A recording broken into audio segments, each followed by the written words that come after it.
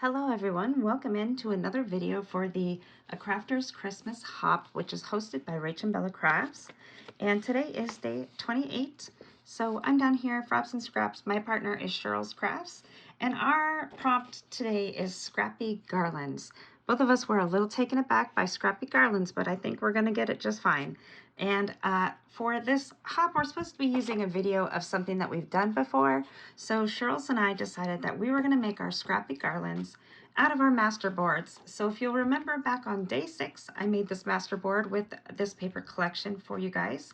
And today we're going to go ahead and make a Scrappy Garland, and I'll show you the ones that I was inspired by. Cheryl's and I were trying to brainstorm how we would like to do our garland, and I, of course, went to the Oracle, as I call it, in Pinterest, and I found a couple here. I don't remember who this one's by, but you can see they've just used like regular little bunting, and they've decorated it so cutely, and this was on a card, but you could do this anywhere in your journal as well. Here's another one. This one's by constantlystamping.com. I thought this one looked really great with all of these little fishtail little garlands, and these would be perfect to put along your journal, in my opinion.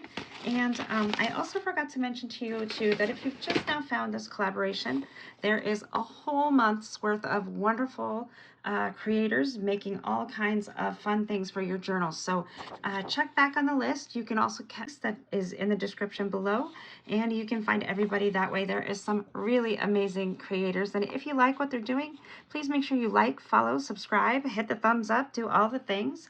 And now I thought we'd do some die cutting because I have some wonderful dies.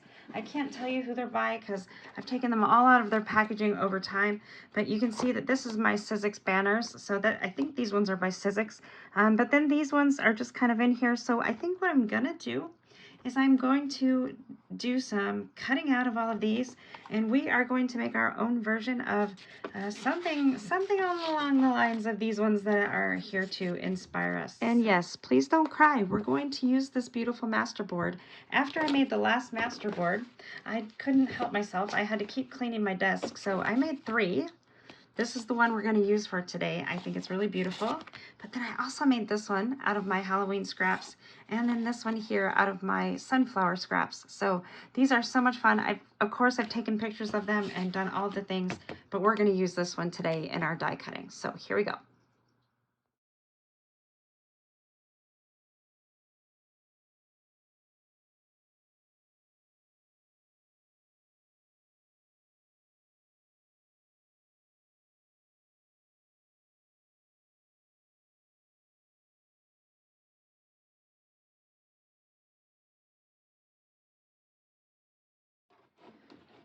All right, so I used a bunch of different die cuts. If you don't have these die cuts, this shape is pretty simple to do.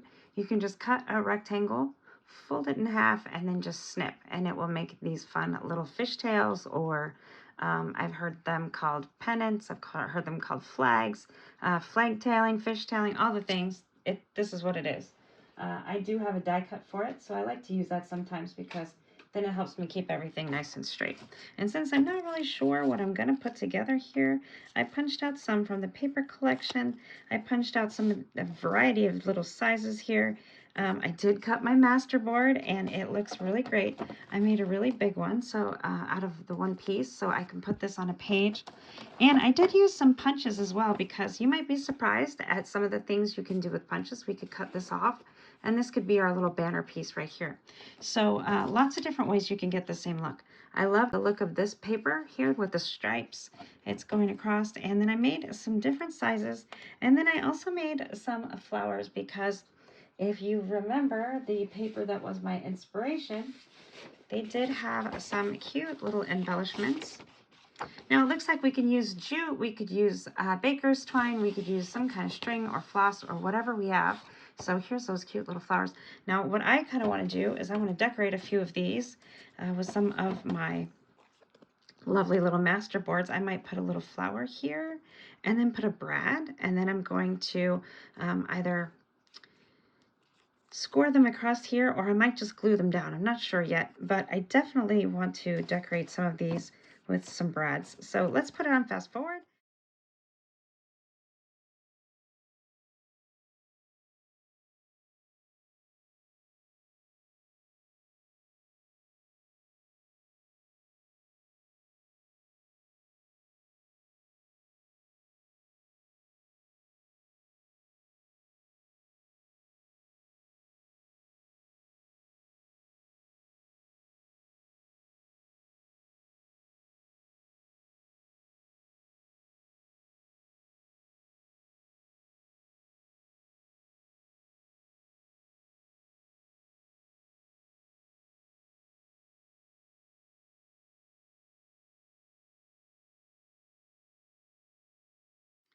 So you can see I've put these together. Now, if you don't have die cuts, you can, like I said, use just a little rectangle and do the little fishtail or dovetail or whatever you want to call it.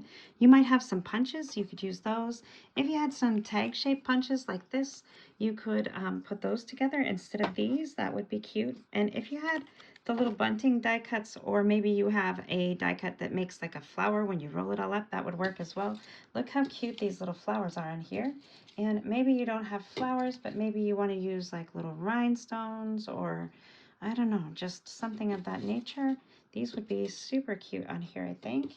And I'm just kind of setting them on here at random. You can see it looks really, really cute, and you could easily just glue these down, and that would be your little garland or bunting or whatever you call it. Now I'm going to get out my book that I actually have these going into. I have a Christmas book I've been working on for quite some time. Save these extra pieces. You never know when they will come in handy. And this is my book. It's a 3 signature, and I believe it's pamphlet stitch because I did these fun corset spine. It was really cool to do this journal. So, okay, and I loved the Santa that was in this kit. He is right here, and he just looks so, so jolly. So I cut him out, and he's on one of the inside pages that you see at first, because this is, the first signature is just mostly my kid memories, as my plan was, of Christmas and family and all the things. And then the second signature is all of our pets, because we like taking our pets to see Santa. And that's where I'm thinking this garland might go, because you can see they've got like this swags in the back, and I thought this might be cute if we just put a little bunting right up here and just let it go right across this little page. Or, you know, you can do it down the side of a page. It can really go anywhere. Look at this one, he's so cute. And this is our cat Oscar, and it lifts up, so that's a little flip. But, you know, I wouldn't want to get in the way of the working of that, but we could definitely put some of these right along the top of this page, and I think it would maybe still open, I don't know. So maybe I won't do it there. You can see how cute they are just to add these little pieces just right here. So this was a piece of our master board. So you don't have to add the whole garland or the whole bunting just to have a fun little decoration. We could even put one down here at the bottom if we wanted to do that. So let's see, let's just find a page where this can go. We can put the whole thing down. Oh, there's our dog Sunday. We had a St. Bernard. She was so fun. And I left enough room up here because I want to put her name. She's no longer with us, but she was such a fun dog. Ah, there it is, my daughter. How cute is she when she was a little baby? Okay, so I think what we might do here is we could maybe do this page. Now this book is a little bit hard because it doesn't really lay flat.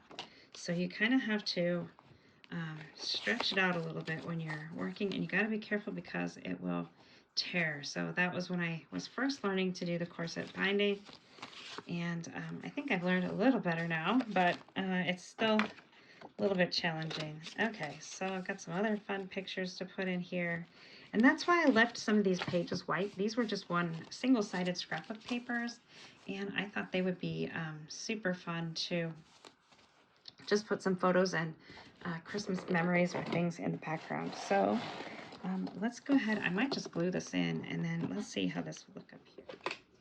Okay, so we're just going to put this blob of glue up here.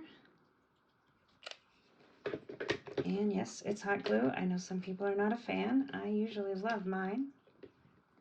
Usually. All right, we're just going to put this right in there. Yep. Okay. And then you can glue this all the way down, or you can just glue pieces. It's not really going to matter because I plan to put my little pieces, my little garland pieces right over the top like this. You can also put some underneath, so you can kind of layer them. You could score the top and wrap them around if you like that look. You can put these as close together as you like, or separate them out a little bit. And you could even use them to spell out the person's name, or put the year that the photo was taken, or something of that nature to spell out a message. And you can put them above or below and just have fun with it, putting them on here however it is that you like the look of. And you know, you can add as many or as few as you like.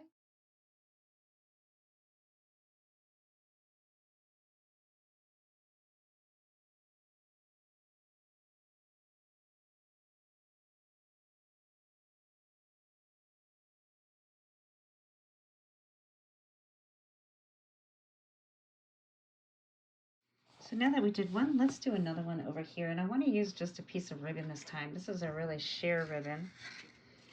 And we'll lay this one out right at the top of this page. And I don't know what's going on this page yet, but I'm sure I will find something eventually. So I've just got some ribbon. And I'll go ahead and put a start in the top corner here. I'll lay my glue down. My glue is behaving very oddly this evening, so sorry about that. Please bear with me and all of my glue messes. Okay, and then I was thinking you could kind of ruffle this up and just kind of make like a little ruffle. And then we can place some of these in between and have like little ruffles going along. I think that would be great.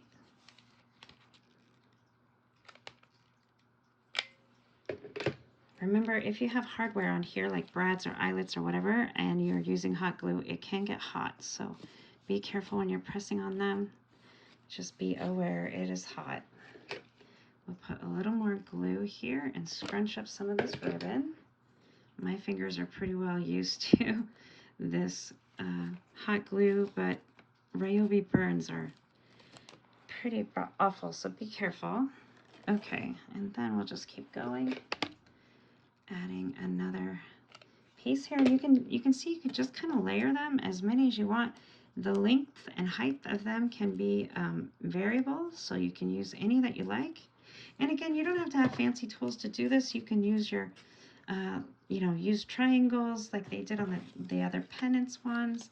You can just, you know, use what you have and have fun. And if you have some of these tools, definitely get them out. Give them a use. Use your punches, use your die cuts, use your ribbon, use all the things.